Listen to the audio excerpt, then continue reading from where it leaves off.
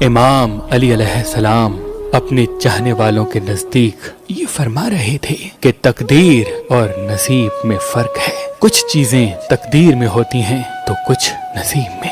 تو کسی نے کہا یا علی ہمیں کیسے معلوم ہو کہ تقدیر اور نصیب میں کیا فرق ہے؟ بس یہ کہنا تھا. تو امام علی علیہ السلام نے فرمایا اے شخص، تقدیر پہ انسان کا اختیار نہیں ہوتا.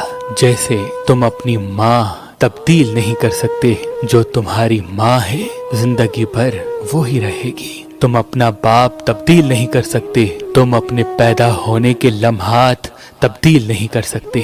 جس فیصلے میں انسان کا اختیار نہ ہو وہ تقدیر ہے. اور نصیب یہ ہے کہ قدم قدم پہ انسان کے سامنے صحیح اور غلط کا فرق واضح ہے.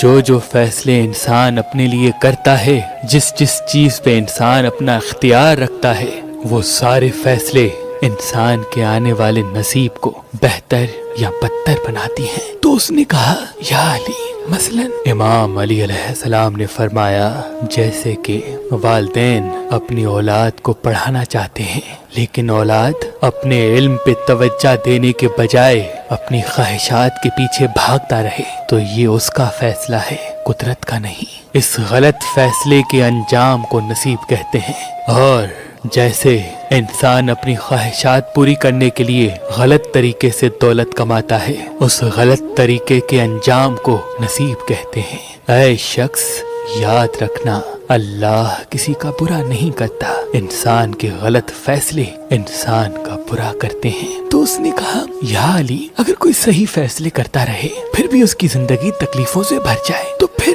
بس بات جب یہاں پہنچی تو امام علی مسکرانے لگے اور فرمانے لگے اے شخص، یاد رکھنا اللہ جس بندے کو زیادہ دینا چاہتا ہے، نوازنا چاہتا ہے، تو اسے پہلے اس منزل کے قابل بناتا ہے، اور قابل بنانے کے لیے اسے سیکھنا درکار ہے. یاد رکھنا اللہ جس کو سکھانا چاہتا ہے تو اسے نہ کسی مکتب بھیجتا ہے نہ کسی استاد کے پاس، بلکہ اسے تکلیفوں کا زیور پہناتا ہے. کیونکہ اس زمین پہ انسان کو سکھانے کے لیے سب سے بہترین استاد تکلیف ہے. اللہ اس کی تقدیر میں تکلیفیں اس لیے لکھتا ہے تاکہ وہ تکلیفیں دیکھ دیکھ کے اس منزل کے قابل ہو جائے جو منزل اللہ نے اس کے لیے رکھ دی ہے.